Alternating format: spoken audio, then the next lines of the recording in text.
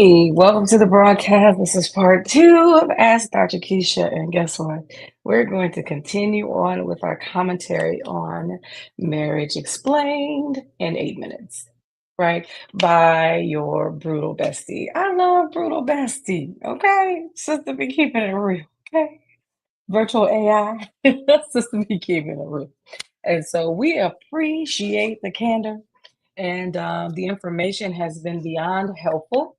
So my hopes and my prayers are that we would take heed. It's one thing to consume all of this information, all of the coaching and the counseling and all the support and the mentoring, and they're there, right? They're there for you more than ever. I think, in this dispensation of time, we have coaches galore. You name it, we got it. It exists. And so there's really no excuse, right? There really is no excuse as to why we cannot succeed in relationships. But you gotta practice. And I think a lot of us are just simply rusty, right? And all the things that we've learned, we've gleaned, the things that we picked up along the way, the things that we have been taught, it's time to practice, right? It is the season of practice. And I believe that practice makes better. Some people say practice makes perfect. And so I do believe that if we really soak up the game and run the play, I think that we will be victorious, right? And not take it to heart, when things don't, um, be the way we think that they should be. I think that it is a mental thing as well, in terms of our perception. Because if we look at our romantic relationships a lot like our friendships, remember, she was kind enough to give us the breakdown of all the important components to a relationship in a marriage, and how there's ebbs and flows in terms of the type of relationship you have with your partner. You just don't have a one type of relationship. It's not just strictly romantic. There is a friendship that exists. There's a business partnership that exists, so it is nuanced. And so if we would look at our partner as, a three in one, if we would look at our partner as someone that is a friend, I think that we'll be a little bit more cognizant in terms of how we speak, because in our friendships, we don't just, say things out of pocket and offend them readily.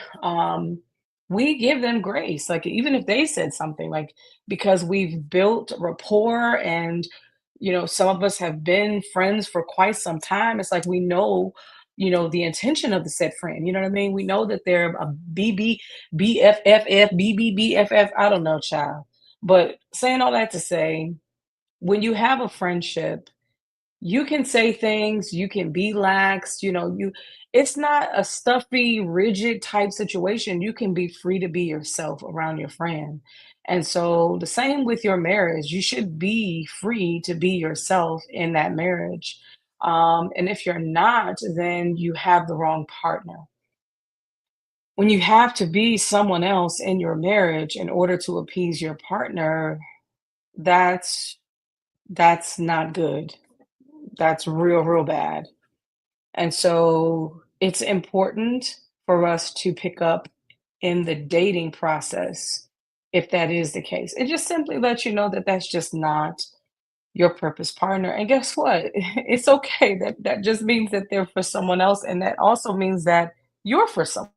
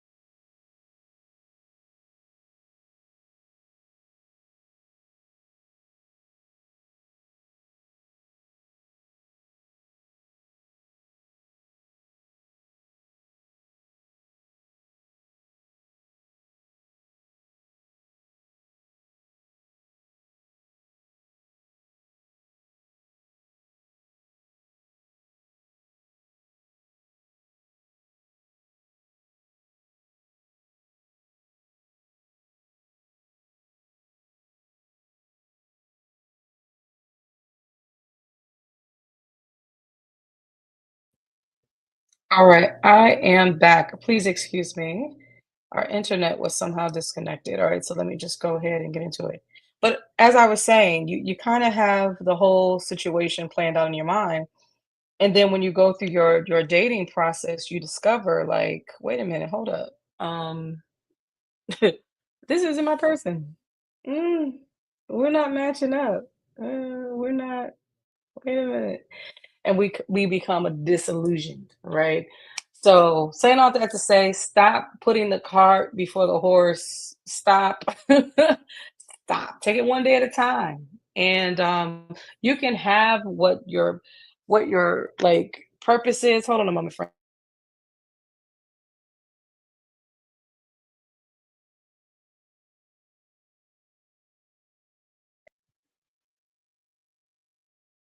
Okay, no worries. We'll work it out. I'll just use my hotspot. Sorry about that, guys. Internet crash. But anywho, enough about that. But all I'm saying is that sometimes we can psych ourselves out or pump ourselves up, and then we become disappointed when it doesn't work out. So all I'm saying is this: just be open, right? Be open to what God is saying and practice. Practice. And if it's a connection, it will be. You know what I mean? It will be. And I think if we can just rest in that and have faith in that, we'll be fine. But let's put away the anxiety. I think that because we desire something so strongly, it can literally hijack your whole situation and put too much pressure on it where it just doesn't become fun. And I feel like that, especially the dating, that dating should be fun. Dating should be fun, whether you're in a marriage or whether you're single trying to get married. Dating should be fun. So don't put a whole bunch of pressure on the dating situation. All right. Just have fun. Just be wise, be smart, but enjoy yourself. And even if it comes down to, you know what, this is not a good match, but you a cool dude, you listen, you a cool chick, it's nice meeting you, and maybe just maybe, there's a reason, a season, and a lifetime. Maybe, just maybe, you know what I mean? The relationship is supposed to be something else, and let's be open, to that. But at the same time, don't allow it to get in your head and cause you to second guess and then create some type of artificial doubt and fear and a false burden.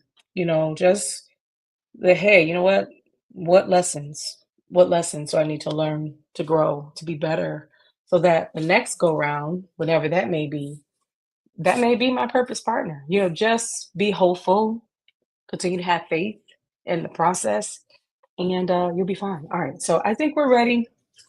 Again, this is part two of my commentary to the video that we're going to watch, which is Marriage Explained by Your Brutal Bestie.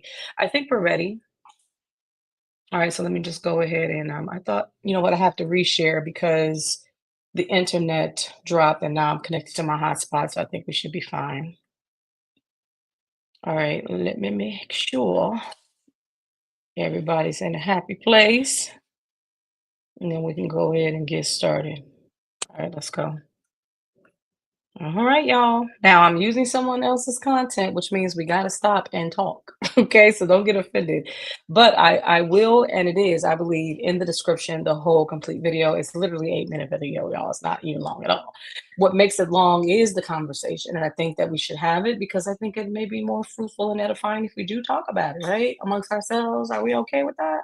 Oh yeah, by the way, can you do me a favor and like this video? I appreciate you. Give me some hearts, like. Subscribe to the channel, and we can talk among ourselves. That's what the comment section is for. Go ahead and let me know how you feel about what you're watching and what I'm saying. Tag a friend, share. Thank you. Okay, let's go. Let's make sure that she cooks, right? We'll let her cook. We're at the halfway mark, I believe. All right, so let's go. Fifth truth that prevents divorce. Marriage has predictable stages, and each stage has different challenges. The first 2 years are adjustment to shared life. Years 3 to 7 involve establishing routines and possibly starting families. Years 8 to 15 often include career building and raising children. Later years involve empty nesting, health changes, and redefining connection. Each stage requires different things from you. Couples who think marriage should feel the same throughout struggle when it naturally changes. Understanding these stages prevents the mistake of thinking change means failure. Your marriage will feel different at year 10 than year 1. Let's pause for just a moment. I love the stages, but again, everything has to make sense, right? We have to take into consideration what stage you get into the marriage in terms of your age. So obviously, if you're getting into the marriage at 20, 30, then yes, this would probably make sense in terms of sequence. But if you're a lot more older, right, some of those things already happened for you, right? The children may have happened already. You might be pivoting right now with job. I'm sure there might have been some deaths in the family and stuff like that. And that predates you meeting your person. But there are stages that you're going to have to go through that make sense, right? For example, getting acquainted with each other, adjusting to having one another share the same space, right? That's going to happen, especially if you don't live together, pre-marriage. If you don't live together, and what's interesting for folks that make the choice to cohabitate, they say, and we can definitely do a poll one day, but they say that life is different when they say, I do. I think it's a psychological flip that happens for folks that, they're already together, been together for quite some time, in every way. And then once they get married, it's like a switch. It's just, it's, and then all of a sudden things are different. And even the relationship changes. Now, some folks have admitted that they don't like the change, and for some people, that's why they don't get married. Because what happens are, I believe, the expectations, right? Where the expectations did not exist prior to the marriage, and they're just cohabitating. They may even have a family. They may have had a child or two together, but the expectations shift. There are more demands, there are more requirements. Why? Because you're now married. And for some people, they may perceive that as a burden, the expectations, because they would prefer to be free flowing and not have those constraints. And others may not have a problem with it, depending on the person. So, again, that transitional phase that happens in every relationship that starts out new is it should be expected. That means that, there's going to have to be what I would like to call the meeting of the minds, right? Because you've existed up until this point, depending on your age, whatever amount of years that you've existed, and that predates that person. And so you've lived alone, you've had homes, you've moved, you've lived life. And so now you guys are merging your lives and your worlds together, and you got to make that make sense. It was so funny. One of our conferences, we did a not so newlywed game. It was so cute. And I just enjoyed our couples. They were up there answering questions about their life. And I think one of the fast questions that we had was, do you prefer your toilet paper over or under? And you can tell the couple that was the youngest of the group was like, it is just ungodly to have it under. So you can tell that there might have been some contention between the two. Just the position of the toilet paper might have been contention, okay?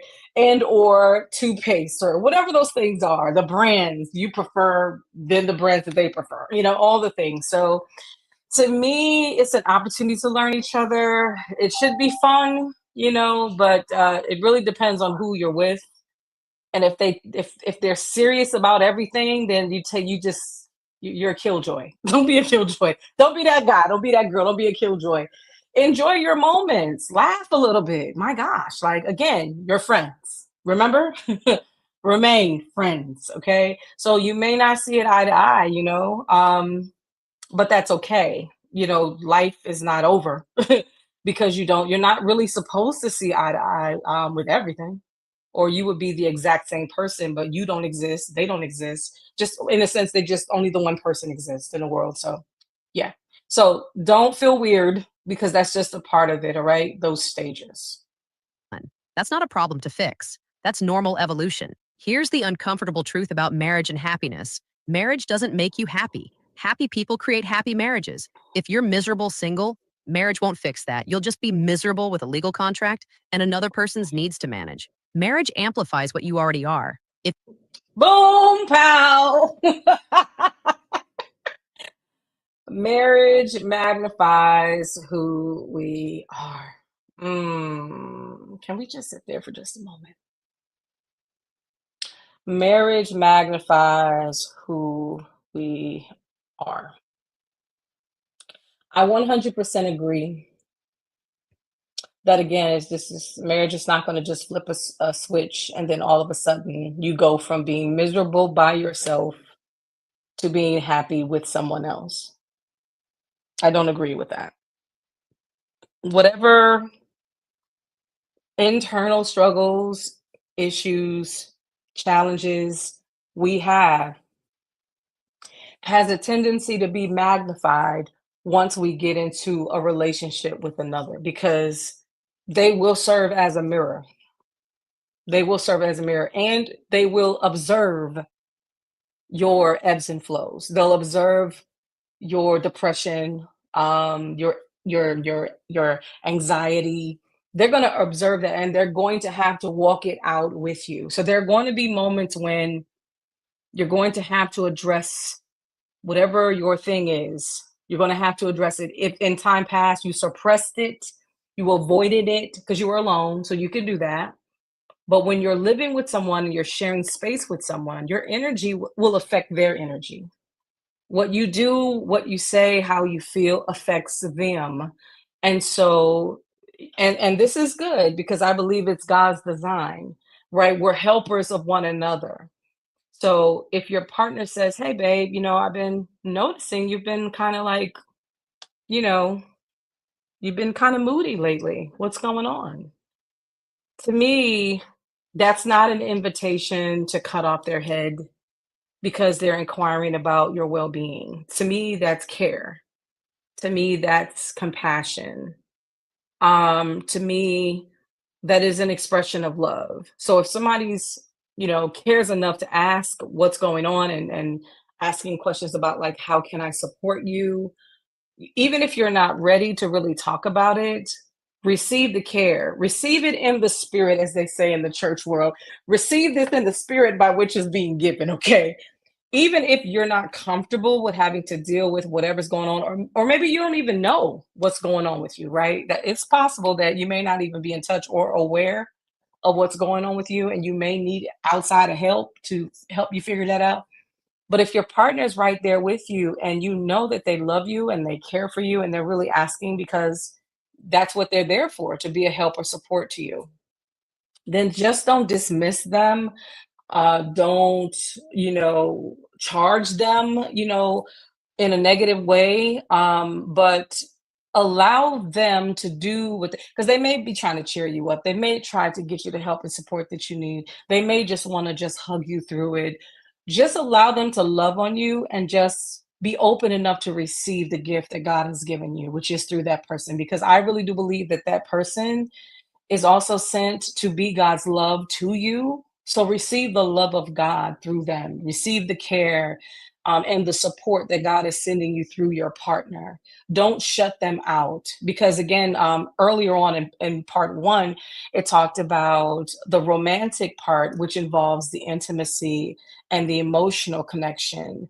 When we shut each other out and we don't allow each other in, it causes disruption, it causes a break, it causes an emotional separation. Though you might be present, right, sharing the same space, you'll feel the divide, especially if you're an empathic person, right? You naturally feel like other people's pain and stuff. You're going to feel that from your partner.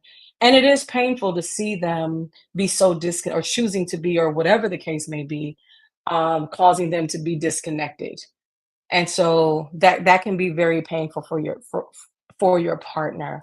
So a level of mindfulness, a level of consideration, and just being open to the help, because maybe that person will help you to move beyond the pain, move beyond the angst, move beyond the anxiety and the stress and the depression. Maybe that person may be the motivator for you to get the help that you need. If it's professional help by way of counseling and therapy, maybe that person will be the motivation for you to get the help that you need.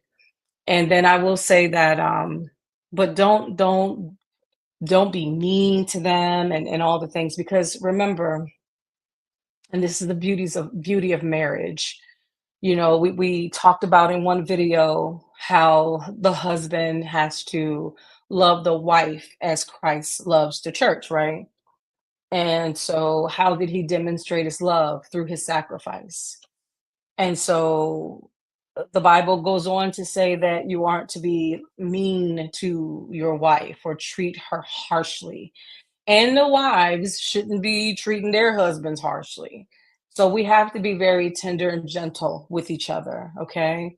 Even if we're not in the mood, even if we want to be closed in and we're really suffering, mentally or emotionally or physically, really practice care and being careful.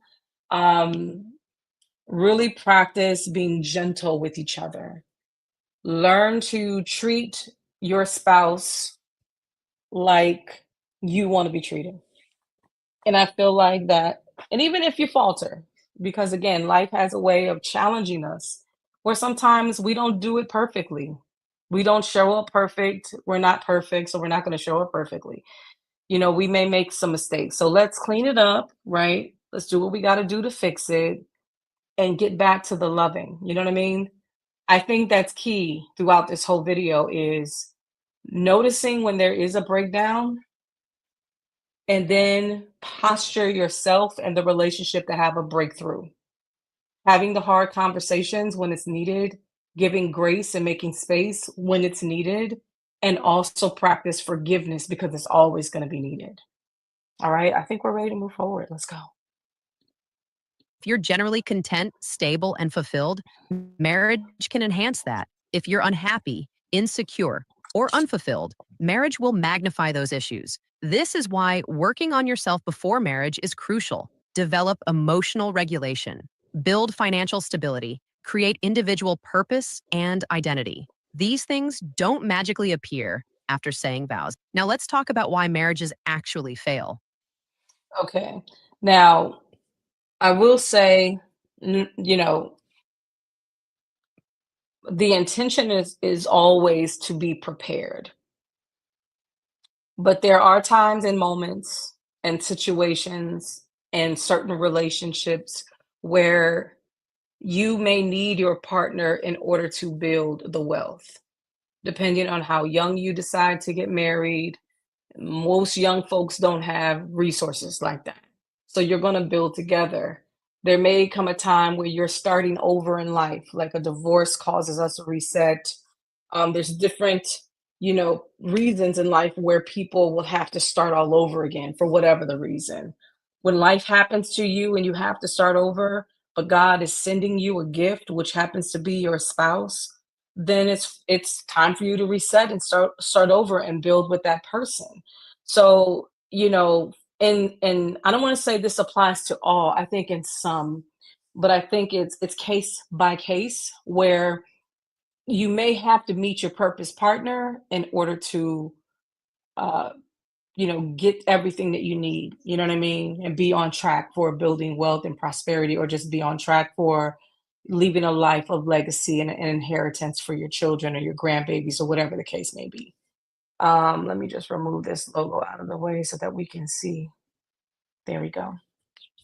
And so, though I agree with her, do as much as you possibly can in your singleness, right? For preparation. And that's why we're here, right? We're encouraging that. We're here to coach you if need be. We're here to walk you through it. The things, the skills, all the stuff that you need to be ready, right? To have the type of marriage that you hope to have. And my prayers are that, because again, oftentimes in these situations, it's the one person that seems to be fully equipped, mentally ready, mature. And then you meet someone that doesn't have any of the skills, and they're going to have to play catch up. You know what I mean? But, and however, if you were to enroll in our premarital courses, you both would be able to catch up to each other. But you have to be open, and you have to be teachable, and you have to be wanting, to get the information at an accelerated rate that you did not receive, you growing up. You know what I mean? You did not receive them to this point. So yeah, so now let's talk about why marriages actually fail. Her points are excellent, so we'll allow her to cook. All right, sis. Why is that? Most people think affairs, money problems, or growing apart are causes of divorce. They're not, they're symptoms. The actual causes are deeper. Marriages fail when couples stop being friends. When they stop having fun together, stop talking beyond logistics, stop enjoying each other's company. Marriages fail when criticism. All right, so we have the friend part. Remember, we said it earlier, like, you have to remember that that person is your friend. You can't stop being friends, okay? Be her friend, be his friend. You need that friendship, y'all. You do. Like, life is too hard. That's your rock. That's your ride or die. That's the homie. Like, you're journeying together in this life. You both is all that you got. You have to maintain that friendship. Don't allow headship to get in your head. Because remember how Jesus was. Jesus referred to his disciples as brothers. Jesus humbled himself, and he was a servant leader. Like, he wasn't haughty, and again, you got to serve me. I'm the head, and I'm the head of the church. He never postured himself in that way, right? He understood his assignment 1000%. He governed himself accordingly. And if you're loving her as Christ loved the church, then you need to demonstrate the same. You know what I mean? Your love is demonstrated through service, through example. That's how your love is exhibited. So don't allow for roles and responsibilities to get in the way of your friendship. I think that's how many, many relationships have problems and issues, because they forget about the friendship part. And it's more about, well, I'm the leader, so you got to follow. It's like that, just it really saps all the joy, all the happiness, all the laughter, all the fun out of the room. Because let's be truthful, how many people want to be married to their bosses? Not many. So you're friends first. And you have to understand that you're equals. Again, aside from roles and responsibilities, we get that. But you are equals. God gave Eve Adam's rib. You are equals. Okay? That is different than roles and responsibilities. Okay? So, again, that friendship, you got to keep that friendship going. Becomes constant. When partners attack character instead of addressing behavior. When contempt replaces respect. When defensive reactions prevent productive conversation about problems. Marriages fail when emotional needs go unmet. Okay, so now we have the emotional needs going unmet. Remember, it is your job. It's no one else's job but yours to meet your partner's emotional needs. It's nobody's responsibility than your partner's. Okay, remember that. So, your assignment is your partner. That is your assignment. That is your kingdom assignment, by the way. So, we look at assignments, and we focus on the spiritual part, but your relationship is spiritual as well as it is natural, because it's God ordained. So your marriage is your assignment, and so your assignment, right, is to meet their needs. So we're talking about needs here, friends. We're not talking about things that can be compromised or things that you can go without. We're talking about needs, and needs are things that you cannot go without. If you can't have this, then there's going to be consequences. And usually those consequences are negative. All right. So when you go without, it negatively impacts your partner to the point where They feel as if they're dying or there's parts and sides of them that will be neglected, and it just leaves room for the enemy, all right, to come into that relationship because it causes a gulf, it causes a separation between the two.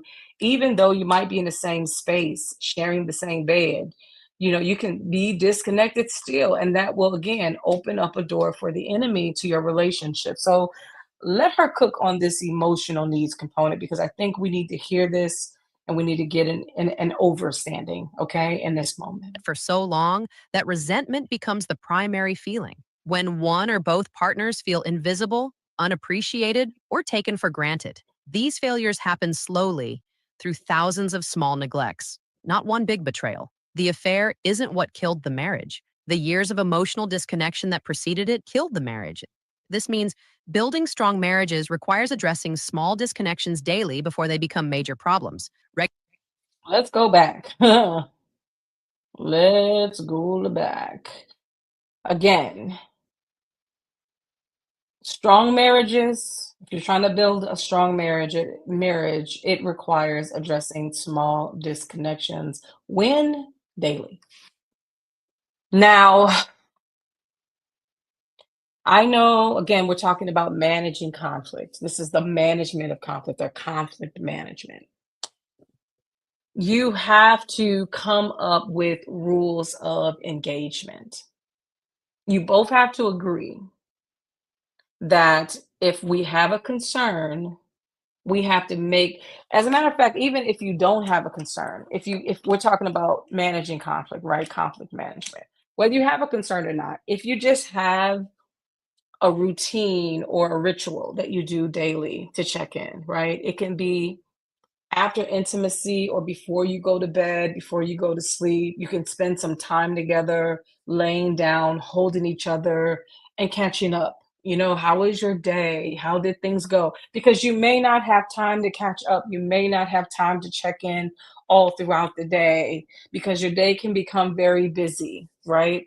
And so, especially if you didn't have time to check in all day, it's literally been touch and go and you feel this distance, regardless of whether you feel it or not. I'm saying if you have systems in place, right, it will address the small disconnections when they happen, if they happen, because you're going to already have systems in place. That's what conflict management involves, creating systems to try to deal with some of these issues before they become major. All right. So if you have a ritual, listen, number one, we're not going to go to bed angry. That is a rule. We're not going to bed angry. We're not going to bed angry. Now, that doesn't mean that, don't go to bed unless the problem is resolved because sometimes you need more time to resolve the issue. But in terms of going to bed angry, those are two different things, two different outcomes. Not going to bed angry is one thing, but sometimes it's impossible to not go to bed before you resolve a conflict. Like the conflict may not be resolved, but it can be tabled, right, to be addressed later. But you can agree we're not going to go to bed angry. So there can be things that we do to make sure that we don't go to bed angry, like apologize. Now we may have to walk through, talk about it more extensive, go a little bit more deeper in terms of why we're apologizing and all the things, right? And then making space, for things we need to do to make it right and that sort of thing. But for now, we're going to apologize sincerely, a heartfelt apology. These are rules and things that your systems that you're putting in place in the relationship if that's needed. Or just simply, like I said, before you go to bed, you're going to take time out to check in with each other. You're going to hold each other. You're going to make sure that you're good. And this can be a ritual every night. It may be a ritual that we go get, no, not coffee, because I'm not a coffee drinker, but let's say a beverage, maybe water or something. I don't know. And then we're going to just sit down and be in each other's presence, and or we're going to just relax, turn off our phones and just simply put on something, one of our favorite programs, and catch up on an episode or something. We're going to hold each other while we're enjoying Netflix and we're chilling or whatever. Whatever systems that you have in place, whatever you do daily, but you should check in daily. And then if there happen to be any disconnects, right, you're going to deal with those during your daily routine, daily ritual that you put in place you'll be able to resolve those small disconnects before they become major. So again, that's a part of the management of conflict. You're already, putting things in place for just in case in the relationship. All right. But I do agree in terms even down to cheating. I think people look at the act of cheating and they're appalled, and as we should be, right? But what were the events leading up to that? Because there are times when our partner puts us in a position to cheat, and it may be unbeknownst to them, and or they may know what they're doing.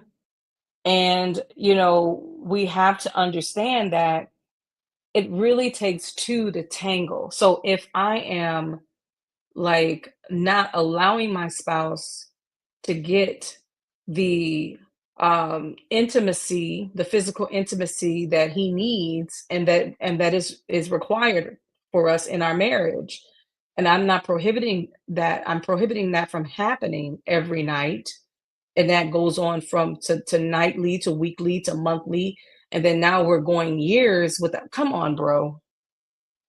Like, what are we doing? What are we doing? At a certain point, folks got to take responsibility. And then let's say, for example, you're the type of spouse who's very you're not nice. You're not a nice person.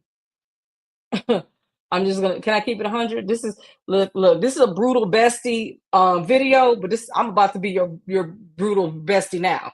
Okay, and telling you the truth. What if you're just not a nice person, right? And so throughout the day, you're not nice to your spouse. You don't speak to your spouse. You don't greet your spouse. Your expectation is that your spouse speaks to you first, greets you first. There's no real interaction unless your spouse is trying to interact with you, but you're resistant, you're cold, you're distant. You hold grudges, in the relationship, never discuss is why you're upset or what have you. Okay, all right, a person try to be nice, you won't let them be nice. You got something negative to say, or you're highly critical, dismissive, all the things. You're just not a nice person. You're not nice to your spouse. Now, if you're not nice all day, but yet you have the expectation of being intimate with your spouse, though you have it, that can be borderline abusive. Okay.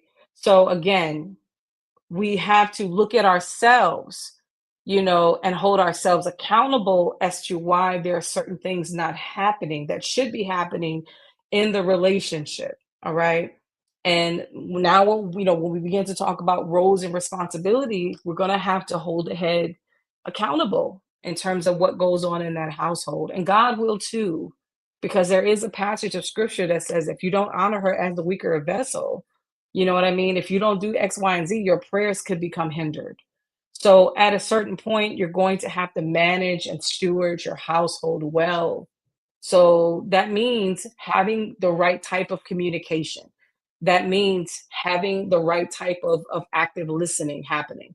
That means forgiveness, right? You as a leader have to lead in that, being active in the forgiveness, and having systems in place to make sure that you guys, have all your T's crossed and your I's dotted.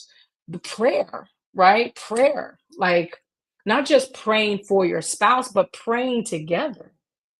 The Bible is clear where it says one chase 1,000, two can put 10,000 to flight. So you too can put 10,000 to flight if you would only take the time to use the weapons that you have as a unit and move as a unit. Learning how to move as a unit is powerful. And that's why the enemy doesn't want us to come together, nor be together once we've come together. He wants us to be at odds because he understands the power that exists when you are on the same page, on one accord. So, having the right type of systems in place, traditions in place, rules in place of engagement, that will help to circumvent certain things. All right. Now, again, when life happens, if you already have systems in place, you already have boom, boom, boom. This is what we need to do. Okay, this is what it is. This is what's happening. You know, let's talk about it, or this I just need for you to listen. Can we just hug? Okay.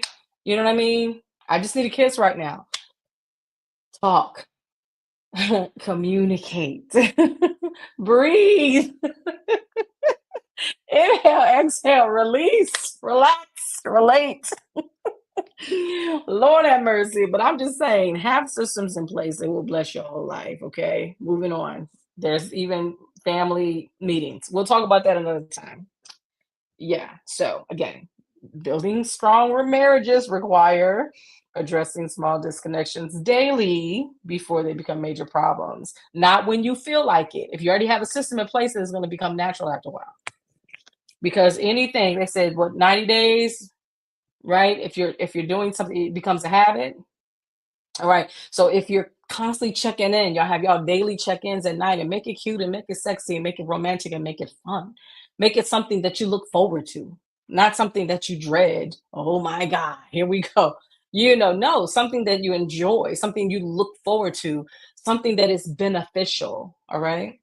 That you can't have with another. You can only have it with your spouse. And I'm not just talking about sex, I'm talking about intimacy. Okay. Here we go. Problems. Regular check ins about how you're both feeling. Well, Intentional okay. time together without distractions. Consistent appreciation. Addressing small resentments before they become large ones. Here's what successful marriage looks like in practice: two people who chose each other based on compatibility, who actively maintain friendship through shared experiences, who keep romance alive through Ooh, let's take that back. Actively engaging the friendship through what? Shared experiences. Remember, your friends are your friends because you're constantly doing something with them.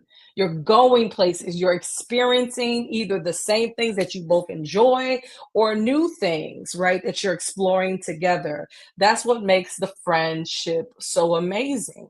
And so if you're doing that with your partner, so, like, again, we do understand that there's our personalities, right? There's different types of personalities. So you don't have to, you can alternate things, right? So let's say if your person is more extroverted, right? And they like to go out, then go out. You don't have to go out to the most biggest platform, the biggest event ever in life where it's going to drain your introverted partner.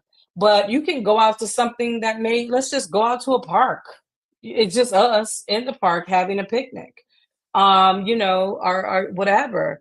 Like, you know what I'm saying? It's just like we're gonna go out and maybe we're going to go to a cooking class, and the chef is gonna teach us on how to cook certain dishes or whatever. It's just you two and the chef, like, you know what I mean? So it doesn't have to be like, even at home, you can do stuff together, but the main thing is doing things together and making it interesting, right? So that you're learning and growing together and enjoying the experience. That's what makes it awesome. So I just wanted to reiterate that because I just feel like in a lot of marriages, people lose that part because, they're just more caught up into the mundane things of getting stuff done, making money. All those things are important. It has its place, or we get caught up with roles and responsibilities that we don't make space for the friendship.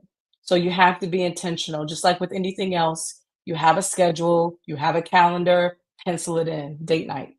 Okay, pencil it in, date night. You should have a date night once a week. I don't advise once a day you're checking in. Once a week, you should have date night. And date night doesn't have to be extravagant every week either. You can consider your budget, and it can be something that doesn't cost anything in order for you to spend time with each other. So be creative, but make the marriage that you want to see. You contribute to the marriage that you want to see. You cultivate the marriage that you want to have. It is your responsibility. It's not God's. A lot of us are praying, well, God fix it. Nah, you fix it. God change him. No, you change. Like, a lot of the things we're praying, we're low key praying amiss. We're missing it because God has given us power and authority. So you be the change that you want to see. Okay. through shared experiences, who keep romance alive through intentional intimacy, who function as an effective team managing life logistics. They communicate clearly about needs and feelings. They fight about issues without attacking each other. Boom. Fighting, but yet not taking it personal. You're going to argue points. It just how you argue. These are the rules of engagement. We will not hit below the belt. We will not name call. But we're going to have. We will not elevate our voice. We will not scream and holler. Okay, we have a disagreement. Let's talk it through. And I'm not saying that there won't be moments where, the conversation becomes heated because you're passionate about, your stance. You're passionate. And those of us that are passionate people, it again, we're just passionate. It's not a direct reflection or anything directed towards you per se. It's just us being ourselves. And when you come to understand that, you can just kind of like, okay, babe, I see you. You extra excited. This is your judge right here. There's a way to kind of make people see themselves, because there are times, even in passion and heated fellowship, that you can't even see how hype you getting. Like you like, am I getting, wait a minute, hold up, wait, what's going on with that? You can't see yourself. And it's okay for your partner to be like, sweetie, I gotta get I love the exercise where the couples are like, they're debating or whatever. They're trying to hash out their difficulties, but they have to whisper. I just think that that's absolutely hilarious, because after a while, you're going to laugh. You're going to break character after a while, because no matter how horrid you may be in that moment, and just so, focus in, laser focus on the thing that you're focused on, and you having to get off your chest, whispering in front of each other, especially if, man, your breath is after a while, you're gonna break character. After a while, you're gonna be like, "Yo, I'm sounding real silly right now. Like, why is this a thing right now? Like, why?" You know what I mean? And you're going to begin to see that this is not that deep. You know what I mean? It's not that deep to risk being upset with each other and to have a disconnection. To me, it's not worth it. It's not that deep. So, rules of engagement, my friends, it'll bless your life, especially if you both agree, right? Because it takes two people. Because you can have rules all you want, but if your spouse is like, man, I'm gonna say what I want to say, I'm gonna do what I want, it becomes a problem.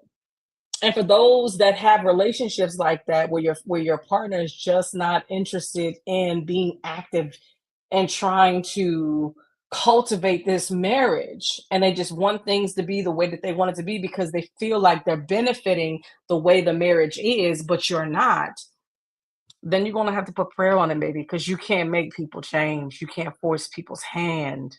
You can't. That's when you're going to really have to be in prayer for your partner. And just like the Bible says, if you don't honor her as a weaker vessel, okay, your prayers are going to be hindered. So when they really need to hear from God, they're going to experience that big old block, that big old wall. It's coming in between them and God, and they're going to be figuring out what's going on. Why is that? Well, it's because of the way you're treating your wife. You're not honoring her. Yeah, that's why. Yeah. Or the wife. It could be vice versa, where the wife can be just unwilling, right, to give and just to compromise, and they're spoiled and all the things. You're going to have to apply prayer. But as a leader, I would say, if the role was reversed and it was the wife that was being difficult, and the husband was the one leading to say, hey, you know what, we need to have systems in place, and da, da, da. And then you're like, well, listen, let's pray together. And then I really do believe that you can win over your wife, just like I believe the wife can win over the husband. But you really got to do it by the grace of God and by the Spirit of the Lord. That person can be won over. And you can get to the root of whatever the problem is, because there's generally a root of the problem. All right, let's go. There's character. They repair quickly after conflicts instead of holding grudges. They adapt to change by staying curious about each other's evolution. They don't expect their spouse to meet all their needs. They maintain individual identities, friendships, and interests outside the marriage. They support each other's growth rather than requiring their partner stay the same forever. Most importantly, they understand marriage is a daily choice, not just a wedding day promise. They wake up and choose their partner again through their actions because feelings fluctuate. Commitment is what carries you through the periods when feelings are low. Here's what you need to know if you're considering marriage. Don't marry potential, marry reality. Don't marry someone hoping they'll change. Marry someone whose current values and life approach already work for you. Don't marry to fix loneliness or meet social expectations. Marry because you found someone genuinely compatible who you enjoy building life with. Don't marry during the brain chemistry phase of early love. Wait until the chemicals normalize and you can see each other clearly. If you still actively choose each other after 2 years, that's meaningful data. And if you're already married and struggling, understand that marriage is a skill set you can develop. The couples who stay together aren't just lucky, they're committed to learning the communication and conflict resolution skills that make partnership work. Marriage isn't about finding the perfect person, it's about being the right kind of partner and choosing someone who's also committed to being the right kind of partner. When both people do that consistently, marriage works. Subscribe for more honest breakdowns of life topics that are usually explained. Cool. All right, so let's wrap this up in a nice little neat little bow. Bow. All right, so here's the thing. She mentioned something about the 2 year span. Depending on your age, that can fluctuate. I think it's more about intention. If people have the skills, right, that they need to be able to work through a relationship, and I'm saying both people, then again, through your process of dating, while you're collecting data, you're going to already be moving towards predetermining whether that person is compatible and suitable with the purpose and the vision and the mission and your core values. The more you know yourself, because again, we're talking about age, and depending on the age in terms of the years of gleaning information, if you're again, it goes to show you would think that based on age you should know yourself a little bit better, but we do know that we go through evolutions, right? So you're still getting acquainted with the new you, right? The new level, at the level of newness that you now experiencing in this phase and stage of your life. But there's some parts of your core value that should be consistent and remain the same, even though you might be going through some type of evolution.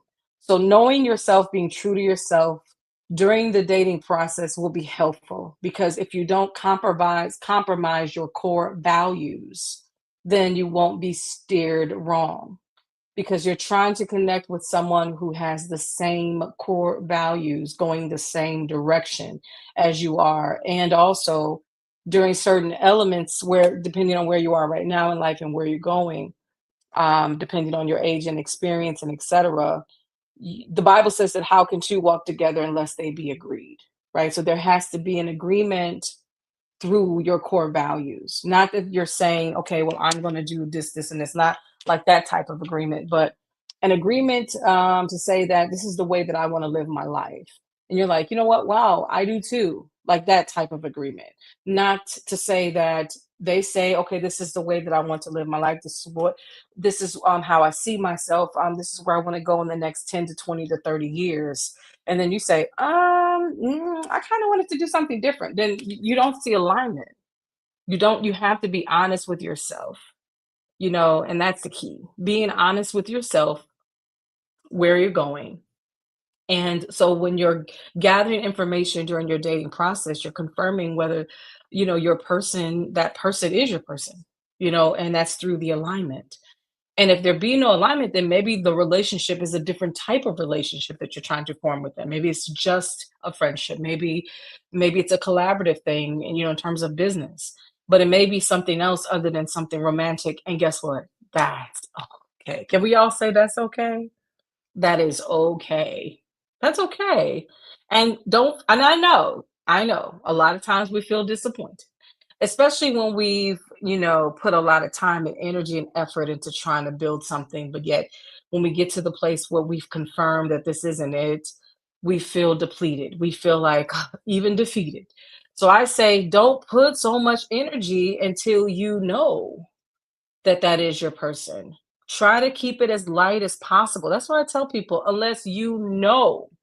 unless it's been confirmed, then that's your person. Because if you put a lot of energy into something and it doesn't work out, yes, that will affect you in a negative way. Because it's almost like, again, you're putting the cart before the horse. You're literally like, I'm gonna just pour out my love on this person. You don't even know them like that. Like, again, first things first, right? Let's check off some milestone boxes, right? Let's be in prayer. Let's get some confirmation. Let's continue to gather data to confirm, right? And then once we know, no, then you can go all in, then full throttle. Even with that, I would say, just use wisdom and make sure that you're both on the same page in terms of how you feel, where you're trying to go, and all the things. And I think that you'll be fine. So this was an amazing video. I loved it so much when I saw it. It's super duper shorter than what we're presenting this moment. Obviously, we go from 8 minutes to an hour. That's because of the commentary, but I'm passionate about this and I want to help you. I want to help you. I think as individuals, there are some skills that we need, right? Before meeting our purpose partner. And I'm here to support you as your soul coach. I'm so here for you.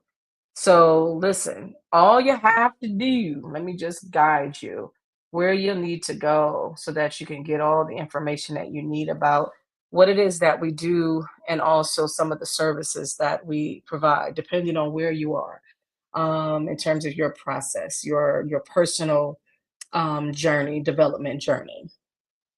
Go to impactingmindsetsglobal.com and you'll be able to see all the services that is provided there by me, and then also in the description, I went ahead and broke it down for those, the type of services that you need to sign up for. So all you have to do is click the link. What I can do for you, and what I like to do, is to give consultation before someone signs up for a service, because we need to determine if we're a good fit for one another, right? And if I could be of some assistance, you'd be surprised the type of clients that we've had over the course of these years we've been doing coaching. It's been the most extreme, whether it's life threatening, perhaps life altering, where there's suicidal ideations, to extreme depression, and a lot of it is it's connected to some unhealed trauma, very traumatic situations. And so we've dealt with, I want to say on a spectrum, a lot of serious cases. And then there are some where, people are just trying to figure out where they are right now because they're in a transitional phase in life and they just need that extra support and partnership, while they go through their process. And so we can serve in that way as well. And then there's some folks that need a little bit more. They need some inner healing. Yeah, we also provide inner healing. And if you happen to be a couple that is looking forward to marriage, but you haven't had your premarital counseling, we can also help you with that. We have a great assessment tool. I am certified as a prepared and rich facilitator, and I would love to be of service. Would love to. And it's a great program, by the way. I had the honors of putting forth the program for a few couples, and it was an amazing experience. It told the story, it did its thing. And so it does help to shed light on where you are. It gives, the right type of assessment, a couple assessment that I think all couples need, especially when you're having to learn certain skills. It will assess what skills you have learned and what skills you need to develop. And that's all important. All right. So we are here for you. So go to the website and become a part of the community. Reach out to me and express your interest in, the free consultation. Depending on the conversation. Um, some folks put the time limit on it. I do have a time in my head, but depending on where people are, and people need to experience you too as a coach, especially if you've never have dealt with a soul coach before, which I don't believe that you have because I'm the one and only. But once we, meet and experience each other, I think that you'll be delighted to say, you know what? I don't know. I think this is going to be a good fit. And then we can work together. All right. So I'm here for you. So hear from you. So I'm really hoping and praying that you guys enjoy the commentary. Shout out to your brutal bestie. I love this video so much because it just gives us a great insight on how to properly prepare for a marriage. And guess what? There's more nuance. Believe it or not, there's so much more. Believe it or not, there is.